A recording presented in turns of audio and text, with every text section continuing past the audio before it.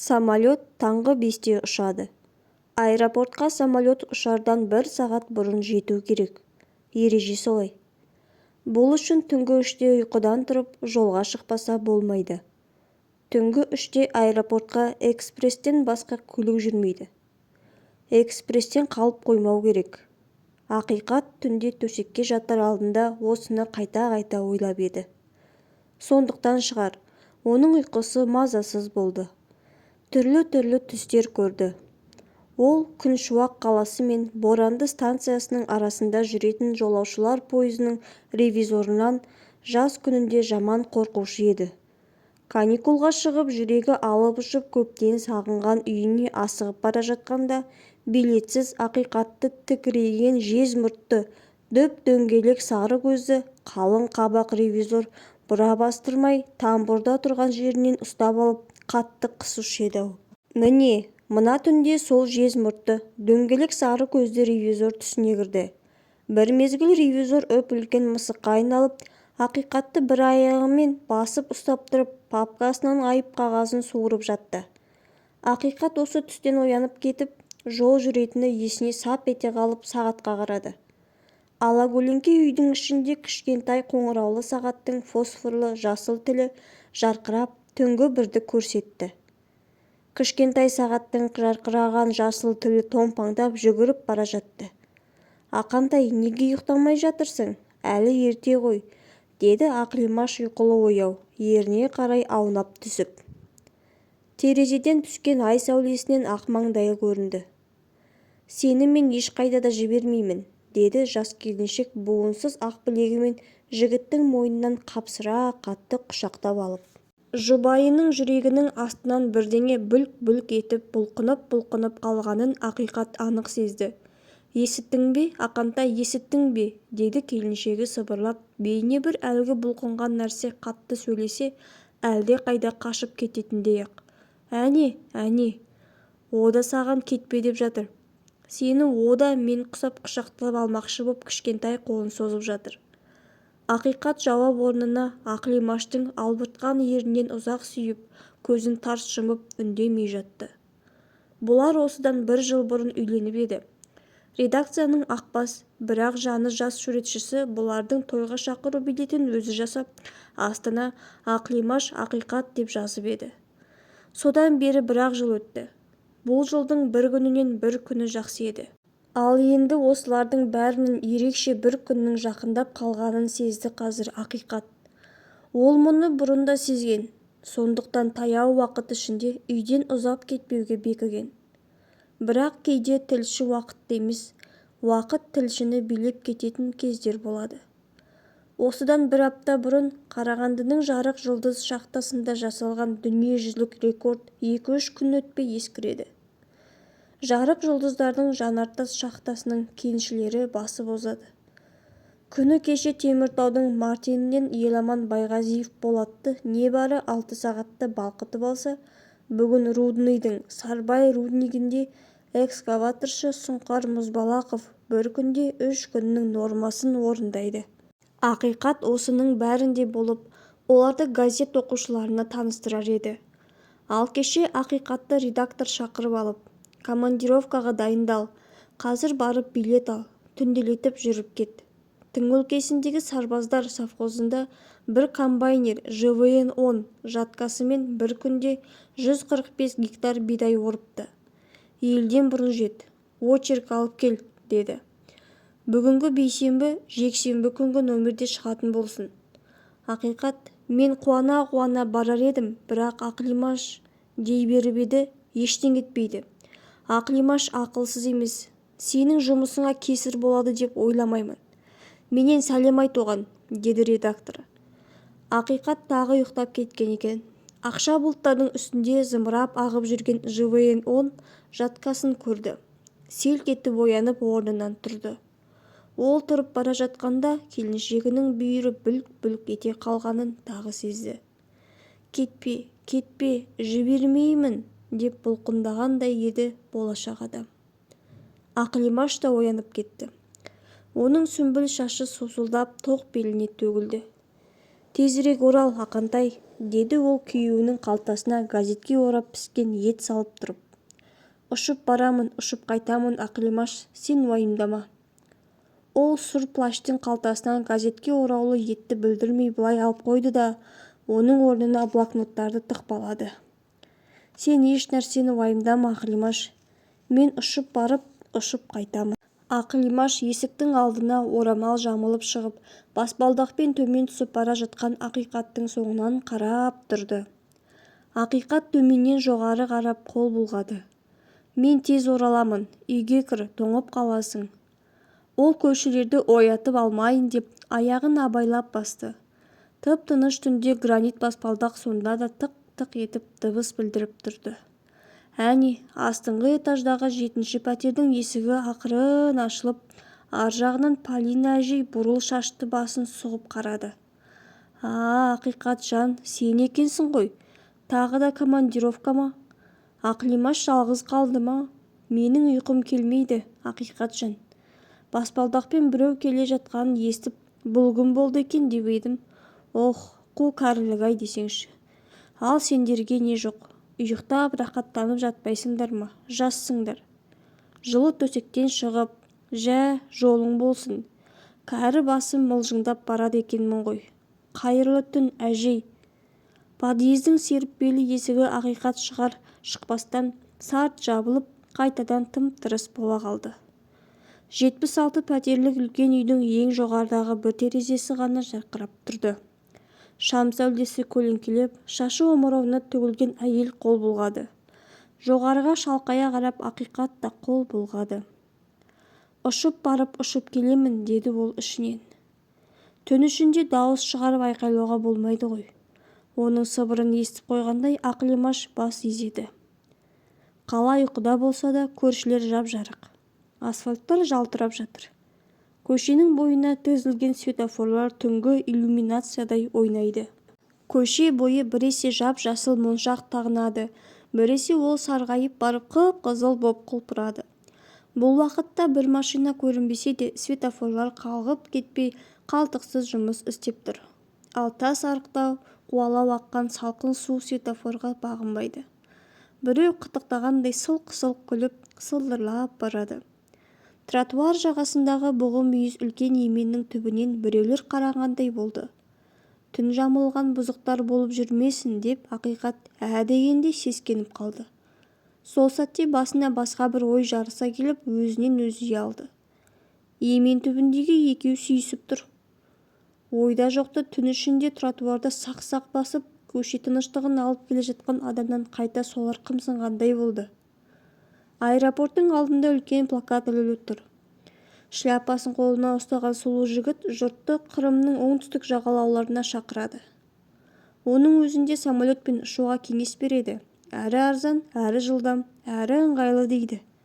Жоқ досым, біз Қырым жағалауларына бара жатмаспыз. Алыстағы арқалық даласынан егін орып жүрген ЖВН-10 машинасын көргенше асықпыз. ЖВН-10-ның кереметін газеттің 100 мыңнан астам оқушысына айтып жеткізгенше асығулымыз, деді Ақиқат плакатқа ішінен жауап қатып. Көк мұхиттың байлаулы тұрған кетіне ұқсас самолет моторын от алдырып гүр-гүр етті. Тып-тыныш түнді селт еткізіп азынған дауысқа асқар тау бұрылып қарағандай болды. Ақлимаш естіді ме екен, деп ойлады Ақиқат. Обком комсомол секретары Нариман Мауқаев жолдас пианистке лайық салалы саусағы мен ұзын шашын қайта-қайта қайырып тастап, үн қатпастан біраз отырып қалды. Оның аузынан шыққан сөз бір жаққа ұшып кетпесін деп қауіптенгендей, Ақиқат Көрегенұлы секретардың жүзіне қадала қарап отыр. Секретардың аузынан шыққан бір ғана сөз арқылы өзінің тағдыры шешілетіндей болып отыр. Апыр-ай, деді Нариман жолдас еңді сүйріктей саусақтарын сындырардай сырдылатып. Астыңғы жұқалаң ернін аппақ күрек тісімен сәл тістеріңкіреп. Машина құрғыры болмай тұр-ау. Менің машинам осыдан 1 сағат қана бұрын Рахат совхозынан оралып еді. Шоферға бүгін сен боссың деп жіберіп едім. Секретар оң жағында тұрған телефонға бұра алмастан қол созып, трубкасын ұстап тұрып қайта қойды. Тағы көтеріп, тағы қойды. Секретар телефонның трубкасын көтереді. Сонда Ақиқат Көрегенұлы сарбаздар совхозына міне-міне жетіп қалғандай болады. Секретарь трубканы орнына қоя салады. Сонда Көрегенұлына сарбаздар совхозы алыстап бара жатқандай көрінеді. Ұшып барып ұшып келемін деп еді ол Ақлимашқа. ЖВН-10 рекордының біздің газет үшін қасқалдақтың қанындай қажет екенін түсінесіз. Маған шын көмектескен болар едіңіз, деді Көрегенұлы. Түсініп отырмын, Ақиқат, түсініп отырмын. Бірақ шофері түскір түні бойы жол жүріп ұйықтамап еді. Жастыққа басы тисе енді тиген шығар, егер көнсе, шақырып көрейік, деп секретарь тізесінің тұсындағы кнопканы басып қалды. Катя, тез жүгіріп барып, Сазанбайды шақырып келе ғой, деді Нариман көмекші қызға. Қырсықтау еді, келе ме, келмей ме, деп кінәлі адамдай күлімсіреді. Нариман көмекші қыз шығып кеткен соң. Сарбаздар совхозына дейін 180 километр, деді Сазанбай қалың қабағын түкситіп. Оның шалай қолы көзі қанталап қызарып тұрды. Машинаны заправить етіп алмаса болмайды. Жолдың жартысына дейін ғана асфальт, онан әрі грейдер кетеді. Қанбай қалған ұйқының ашуы мен тынымсыз тілшілерге деген ызасы машинаның дөңгелектерінен алғысы келгендей шофер үлкен аяғымен баллондарды жағалата теуіп шықты. Ақиқат ішінен желіп шығып кетпесе екен деп тілейді. Ол Ақлимашқа ұшып барып ұшып келем деп еді. Егер дөңгелектің желі босап кеткен болса, онсыз да сіркесі су көтере алмай тұрған шофер жүрісті кешеуілдете берер деп қорықты. Сазанбай дәл ұшында қара меңі бар ит жеңді кесек мұрнын дәу жұдырығымен езгілеп уқалады. Алдама мені, алдама, деді ол ақырын, өз мұрнын өзі ұрып қанатардай. Бүгінгі тойдан қалдық қой. Сәке, ол қандай той еді, деді Ақиқат шоферден. ГАЗ-69 қала сыртына ойнақтап шыға бергенде. Шофер Ақиқаттың бетіне алара бір қарады да, қос қолымен рөлді қыса түсті. Машина ышқынып орғи жөнелді. Спидометрдің тілі дірілдеп 90 мен 100-дің арасында тұрып қалды.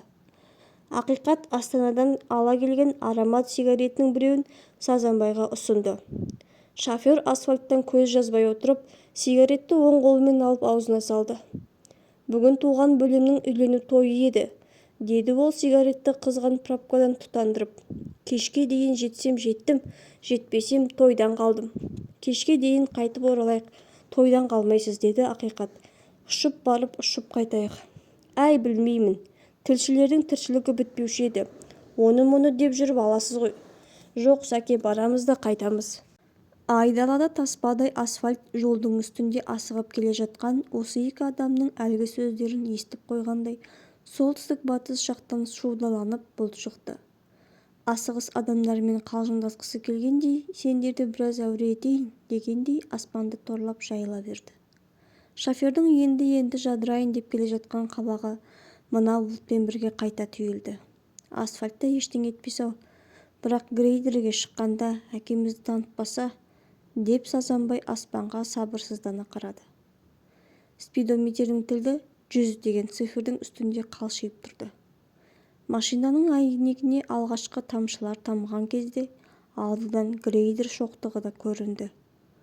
Жаңбыр әйнекті сабалап үдей түскен кезде зауза қоңыздың кірпігіндей екі сыпыртқы жылаған шанының парлаған жасын ысқылап сүрте бастады. Жолдың үстін лайсаң су мен шөпілдеген сансыз ақ көбікшелер басты. От лақтырып ойнаған бұлт арасынан түскенін, жоқ әлде шелектеп жауған нөсерден пайда болғанын кім білсін. Әйтеуір жол үстінен біреу шыға келіп машинаның қарсы алдынан қолын керіп тұра қалды. Адамдар асау атты қамалап ұстағанда осылай қолын керіп так-тактап тұра қалушы еді. Мына ғайыптан пайда болған жанда сондай инстинкт бары байқалады. Әйтпесе адам ағып келе жатқан машинаны қолып керіп тоқтата ала ма? Бассаң басып кет, әйтпесе тоқта, дегендей еді жанын безген адамның үрейіне ұсқыны. Әй қырсық-ай, осы жұрт үйінде отырса қайтеді мына жауында, деп бетін ары шағып алғандай тыржитып шофер тормозға жармасты. Машина тірі шлагбаумға тіптеп таяп қалды. Аспаннан жаңбыр емес, шелектеп ақ арақ жауғандай. ГАЗ-69 сол арақтан құтырына мас болғандай рульге әрең көніп арқырап келе жатқан. Спидометрдің сүйіріп тілі 90 мен 100-дің арасынан қыбыжықтап шықпай қойған. Енді кенет берілген тормоздан дөңгелектердің білезік темірлері шыңғыра шақылдап, машина екпінін баса алмай, алдамыз бақпай тұрған адамның тұмсығының астына барып бірақ тірелді. «Есің дұрыс па жоқ па?» деп ақырды шофер сұқ саусағымен өзінің шекесін аяусыз тоқылдатып. «Ес қалмады қарағым», деді машинаның есігінен қармана ұстап, қолы дір-дір еткен егде қазақ. Есіктің жақтауынан бүріп ұстаған сонша қасқыр тарамысты қайратты қоңырқай қолының саусақтары қайың ағаштың қатты бұтағындай ағарып кетті. Машина жүріп кете ме деген қаупі зор көрінеді. Күреңтеніп бетін жаңбыр сабалайды. Сом биікке шыққан бурыл сақалы Микеланджело мрамордан қашап салған Моисейдің сақалындай салаланып бел ауырына түседі. Тарам-тарам сақалды қуалай аққан аспан суы жаңбыр емес, мына бурыл самайлы адамның алақанындай қаршыға көзден парлап аққан ыстық жас сияқты. Мына кіші жыланшықтың бойында жалғыз үй отырған Қуаныш совхозының шопаны едік қарағым, деді қара шие барқыт камзолы сығып алғандай су болған адам шоферға емес, ақиқатқа қарап. «Атым Далабай деген болады. Әйелім әлі үстінде жатыр. Босана алмай қиналып өліп кететін болды. Бұдан бұрын 3 баланы әлі өлі туып еді. Оны Зорманнан көріп едім. Құдайдың құдіреті деп едім. Енді 2 жыл болды. Зорман аулап, Қаурынбайдың қалың малын қырғынды қойдым. Аңшылық кәсіпті тастап қойға кірдім. Ендігі еңбегім адал. Жазығым жоқ. Құдай берсе баланы енді берер деп едім. Тағы да масқара болып қалам ба, әкетай? Қалаға жеткізіп сал әйелімді. Ақлимаш қандай халде?» деген ой ақиқатқа үрей ала келді. О да қиналып жатпаса егеді. «Түсің аппақ шүберектей болып кетті ғой, әкетай. Шын жаның ашығаны рас болса, бұл машинаңды бұдан бұрын 5 машина тоқтамай кетті. Енді кешіксе, анау бейшара әйелдің үзіліп кететін түрі бар», деді Далабай ақиқатқа. «Ақсақал, біз асығыспыз, әуре болмаңыз». Сазанбай рөлдің ортасында сигналды басып қалды. Нөсер шуылауында араласып сигнал дауысы құлаққа қанжардай қадалды. Мына кісі өкіметтің тапсырмасымен сарбаздар совхозына асығып барады. Басыруға мұрша жоқ. «Әкетай-ау, біз де өкіметтің адамымыз ғой», деді Далабай машинаның есігін қос қолымен қыса түсті. Темір толға сол қысуға шыдамағандай тола бойы діркеніп дір-дір етіп тұрды. «Ақсақал, ішке кіріңізші», деді не болса. «Жалынып малынып болдыңыз ғой. Ақиқат есікті кері ашпай түсі жылыдан түңілме деген еді, әкетай. Иманы жүзді бала екенсің, бөбектерің бар ма?» деп кіріп машинаға малмаңдай болған Далабай. «Бөбектерің бар ма?» дейді. Оған ақиқат не десін? Бар ма жоқ па? Ақиқаттың бөбегі өзі жоқта дүниеге келіп те қалған шығар. Әлде Ақлимашта мына шопанның жұбайы ұқсап азап шегіп жатыр ма? Шөп барып шөп келем деп еді-ау ақиқат. Ақлимаш қазір өзінің ақтаңайын бір көруге зар болып жатқан шығар. Дәл қазір мына Далабайдың әйелін машинаға отырғызып, қалаға кері қайтып, бүгіннен қалмай самолетке мініп Астанаға жүріп кетсе қайтеді? Редакция мұның очеркі күтіп отырған жоқ па? Жексенбі күннің макетінен 300 жол орын бөліп отырған жоқ па? Оларға не бетінді айтып барады? Ақиқат әрі-сәрі бері отырғанда шофер Далабайға қарап: «Қане ақсақал, түсіңіз, бізді ұстамаңыз, асығыспыз», деді. Мұрнын тағы да умаждап уқалап қойды. «Қой, әкетай, жылатпа мені», деді Далабай. Сазанбай мен ақиқатқа кезек-кезек жаутаңдап қарап отыр. «Сәке, бұр машинаны», деді Далабайдың көзіне көзі түсіп кеткен ақиқат. «Есіңізде болсын, мен енді Нариман Мауқаев тұрмақ, оның ар жағында тағы бір дәу бұйырса да мұнда қайтып оралмаймын», деді шофер. «Сенің қайтып келмейтініңді өзім де білемін. Көсеген көгерсін, әкетай шырақ», Далабай сөзін айтып болмай өксіп жіберді. ГАЗ-69 сарбаздар совхозына жетпей, грейдерден шығып, лайсаң қара жолға түсіп, кіші жыланшықтың бойына қарай кетіп бара жатты. «Иә, бабай түкті шашты Азиз», деді көрпе жамылып, бір қолымен керегедей ұстап, бір қолымен ала шұбар сандыққа жармасып, көгерген ернін тістелеп тұрған әйел шаңырақтан аспанға алара қарап.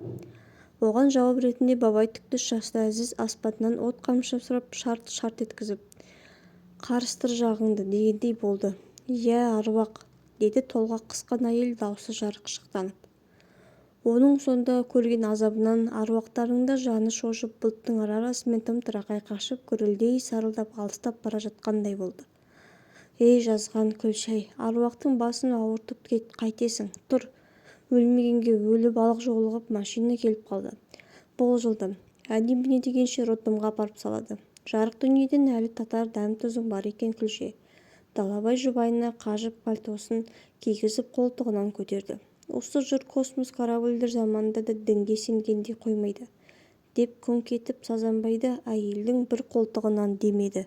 Машинаға төңкеріліп әрең кірген Күлше бейне бір ән саларда даусын созып: «Байғұс-ау, малды кімге тастайсың? Мына алай-түлей боз боранға тапсырасың ба, ит-құсқа тапсырасыз ба?» деді. «Апырай, естің шыққаны сонша, мал ойда болмапты ғой, қайттым». Далабай жаңалдап соққанда қорада жауыннан ығып тұрған қойға қайта-қайта қарады. «Мен қалсам қайтеді Күлше? Бір құдайға тапсырдым, онан соң мына балаларға тапсырдым, апарып салар роддомға». «Әрине, ақиқатпен Сазанбай апарып салады. Ақиқат кешкі самолетке билет алады. Ол Ақилимашқа ұшып барып ұшып қайтамын деп еді ғой. Ақилимаштың да ай-күні жетіп қалып еді, қиналып қалмаса қайтсын. Ойбай, жолда бірдеңе боп қалса танымайтын бала-шағаның алдында айра-жайра». Күлше көзін тарс жұмып, ерін қымқырып басын шайқады. «Енді қайттым. Әшейінде тыным таппайтын Зафрима мен зоотехник те мұндайда келе қоймайды. Малды кімге тастадым?» Далабай жауынға жолын арқасын тосып тұрған қойға да қарап тұрды. Қысы-жазы бір тұяқ шығытпайтындай шырылдап жүріп өсіріп еді. Шынымен есіл еңбек ит рәсуа болғаны ма? Далабай совхоз орталығынан келетін қара жолға қарайды. Жауын бұлдыраған жыланшықтың жер қабағы қарауытып көрінеді. Келе жатқан жан жоқ. Далабай жалтақтайды. Біресе әйеліне қарайды, біресе мың қаралған қойға қарайды. Оның бұрыл басы бұрылғаны сайын Микеланджело Моисейдің сақалындай шуда сақалы желкілдейді. «Ой, қу маңдай болсаңшы, қиналды ғой жәнем!» деп жарықшық даусы шығады Күлшенің. Қазір бұл ерлі-зайыпты екеуінен де гөрі ақиқат қатты қиналған сияқты. Ол өзі машинадан қалай түскенін білмей қалды. «Отырыңыз, ақсақал», деді Далабайға. «Малыңызға мен қарай тұрайын». «Күнім, күнді бұлт жасырдан ма десем, қасымда екенсің ғой». Далабай даусы дірілдеп, буын-буыны босағандай машинаға әрең мінді. «Есіңізде болсын, мен қайтып оралмаймын», дейді Сазанбай мұрнын тағы далқалап. «Келмейтініңді білемін, Сәке, сенің мұрның алдамаған екен, тойдан қалмайтын болдың», деді ақиқат. Машина жауын буламдардан көрінбей кетті. Адамдардың достығы көре алмағандай, қара бұлттар күңіреніп, долданғаннан бірі-бірі сарт сабалады.